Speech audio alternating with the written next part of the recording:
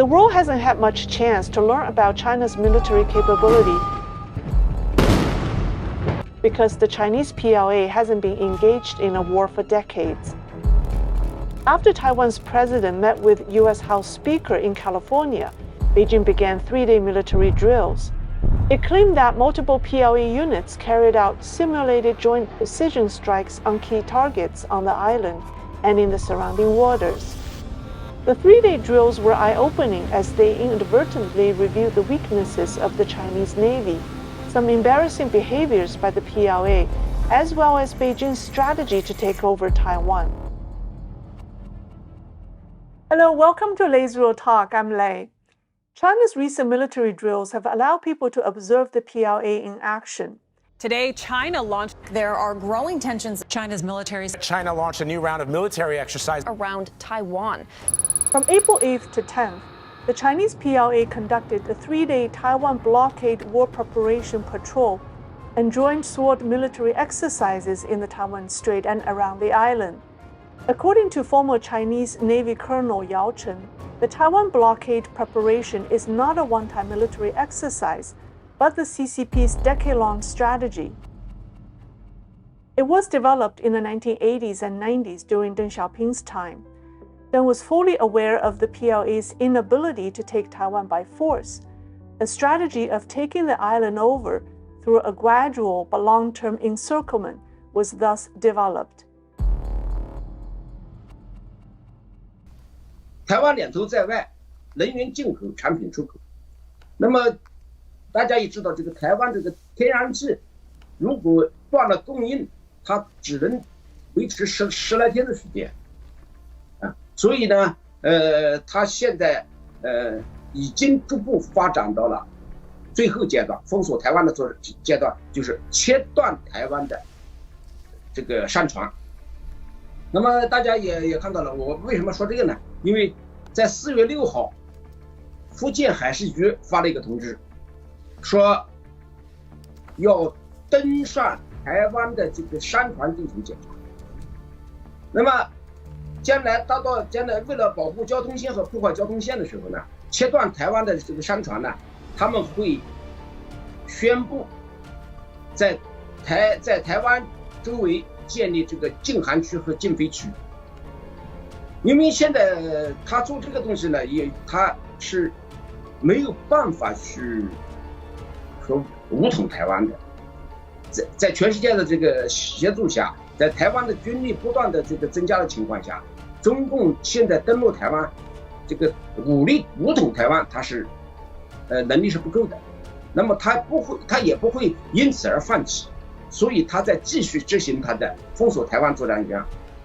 这个特别是现在保交破交这个战术已经开始全面铺开了。Colonel Yao said that the north and south ends of Taiwan, as well as the east, are the targeted areas for the encirclement. It will be carried out by the massive number of warships the CCP has built.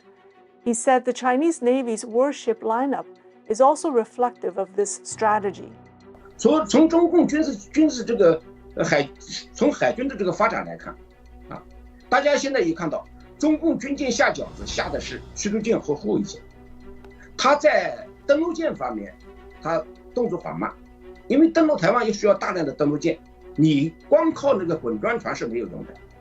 滚装船是最后阶段运送这个陆军，抢滩和登陆还是要靠海军陆战队和目前的几个这个两栖化的集团军，还是需要军舰，需要大型的这个登陆舰，但登陆舰很少。他造那么多的这个军舰、水面舰艇是干什么？就是为了封锁台湾用的。你比如说，大型的055、052，它是作为航空母舰战斗群的配备，但是它现在有上百艘、100多条的轻型的护卫舰，054、056，是吧？它就是它不是打跟在远海跟美国人作战的，它是近海作战的，它就是针对着台湾来。所以他在军事装备、在作战计划、在一步一步的实施。今天的情况已经很清晰了，就是封锁台湾。According to Mr. Yao, Beijing will roll out the blockade plan more aggressively after Taiwan's presidential election next year, depending on who wins. If the Kuomintang, the party favored by the CCP, wins, Beijing may tone things down. 我觉得呢，大家不是要认为说，中共要打台湾了，就是目前还是打不了。但是他的封锁台湾的作战计划，他会有效的去逐步的推进。这个阶段大概在2024年到2027年之间，他会用这种东西不断的给台湾施加压力。台湾没有能源了，特别是没有天然气和没有石油，这是很要命的事情。Comparing the PLA's latest drills to the ones staged after Nancy Pelosi's visit to Taiwan last August, we see two major changes. One, the PLA deployed its famed aircraft carrier, the Shandong, this time. And secondly, there was no firing of missiles in this drill.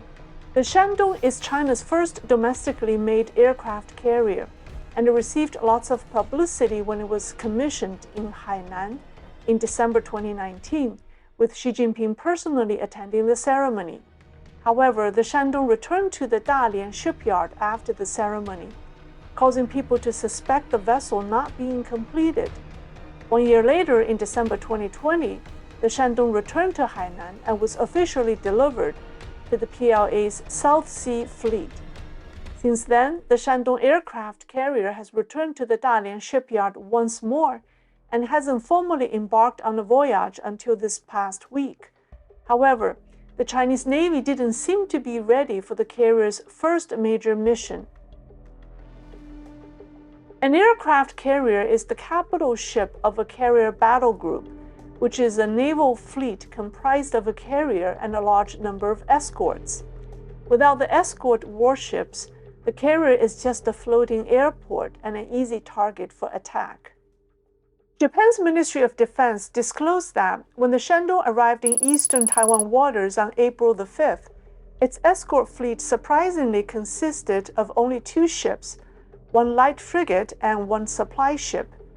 On April 7th, the Chinese carrier began practicing aircraft takeoffs and landings in eastern Taiwan waters, and 1 more ship, a destroyer from the Eastern Theater, joined the escort fleet. The South Sea Fleet should have 4 Type 055 destroyers and 9 Type 052D destroyers.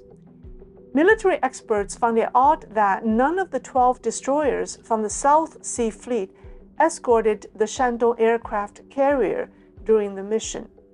One Chinese military expert pointed out that the Chinese Navy has only 2 901 large-capacity supply ships, one in the North Sea Fleet and the other in the South Sea Fleet. The fact that the South Sea Fleet doesn't have enough large-capacity supply ships might have prevented the deployment of destroyers from escorting the aircraft carrier. Other supply ships are slower with a smaller cargo capacity and cannot meet the requirement of more extended missions. Japan's Ministry of Defense disclosed that during the 3 days from April 7th to 9th, the Shandong carrier had about 40 helicopter takeoffs and landings and about 80 fighter jet takeoffs and landings. The video released by the PLA shows that the Chinese fighter jets carried only 4 air-to-air missiles with no air attack capability. The main mission of carrier-based aircraft is air attack, and they should avoid fighting air battles with land-based fighters unless they have an absolute advantage. After all, the number of carrier-based aircraft is limited, and once they are depleted, the carrier loses its combat power. Again, military experts find it odd that the Chinese fighter jets carry only air-to-air missiles. Tony Hu is a retired U.S. Air Force officer originally from Taiwan, who worked at the Pentagon as the country manager for Taiwan. He doesn't think the Chinese carrier battle group is effective.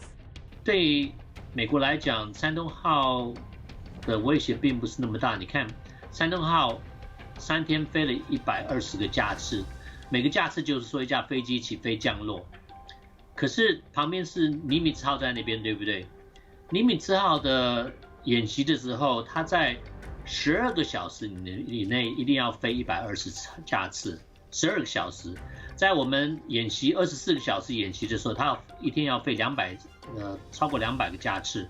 那我们新的福特号因为是用电子和磁发射的系统，它12个小时可以飞160架以上，然后24个小时可以飞270，在演习的时候试过，所以呢，山东号3天120，就是一天差不多40，跟美国一天老一点尼米兹号都可以飞超过200架次比的话，那是很难相比的。然后山东号的 J15，因为美国的飞机是用弹射出去的，所以美国航空母舰的飞机起飞可以满载武器和汽油，可是山东号的 J15不能满载武器和汽油，它起飞不了。所以你看山东号如果它飞的话，通常身上就带了四个飞弹，或者什么东西都不带。它要飞得久的话，如果加满汽油，它就没办法装很多武器；如果装很多武器，它就没办法加满汽油，因为它的重量。所以有这种limitation， 他们作战效果看起来山东号好像很厉害，可是真的作战效果可是不是那么强。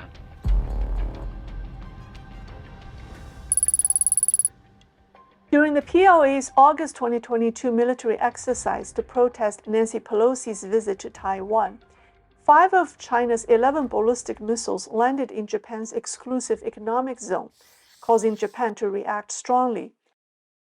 People wondered if Chinese missiles lacked accuracy in targeting, or if it was an intentional act by the CCP. A few weeks later, Japan's Kyodo News cited sources from Beijing saying that Xi Jinping gave the okay for Chinese missiles to land in Japan's economic zone, concluding that it was intentional.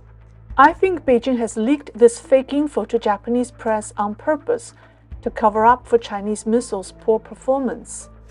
There was no reason why Xi wanted to annoy Japan at a time when the tension was with the United States. Experts suspected that the Chinese rocket forces have high deflection rate and forced Xi Jinping to play the wolf warrior to cover up his military's poor performance. In actual combat, Taiwanese defense forces will implement electromagnetic interference and other means, and the rate of missile deflection will be even greater. One expert believes that the CCP didn't fire any missile during this last drill, precisely because it worried that they might inadvertently hit their own warships circling Taiwan. The PLA released a computer simulation showing missiles being fired at Taiwan from the mainland, with 2 missiles exploding after hitting the island. The military drills last year went on for nearly a week. This time, Beijing ended them in 3 days, probably to save itself from showing more weakness and embarrassment. Speaking of PLA's embarrassment, Wang Dingyu, a Taiwanese legislator, revealed one on April 10th on social media. He said that the Chinese Navy's Zhoushan ship contacted a nearby Taiwan Navy patrol ship via radio, asking the Taiwanese to move their ship closer so the Chinese Navy could take some good photos and deliver them to their superiors. Apparently, the PLA ship had a poor view of the sea during the drills and couldn't take good selfies of itself with the enemy ship in the frame. The Taiwan Coast Guard had no comment about the incident. One Taiwan media quoted a national security source who confirmed the incident and said it wasn't the only instance that such a request happened. I think it's utterly embarrassing to Xi Jinping that his soldiers don't really take the military exercises seriously. Politicians like Emmanuel Macron should take note. If Chinese servicemen don't take their commander-in-chief seriously, why would the French president attach so much importance to Beijing? That's all for today. Thank you for watching. Please subscribe and like, and I'll see you next time.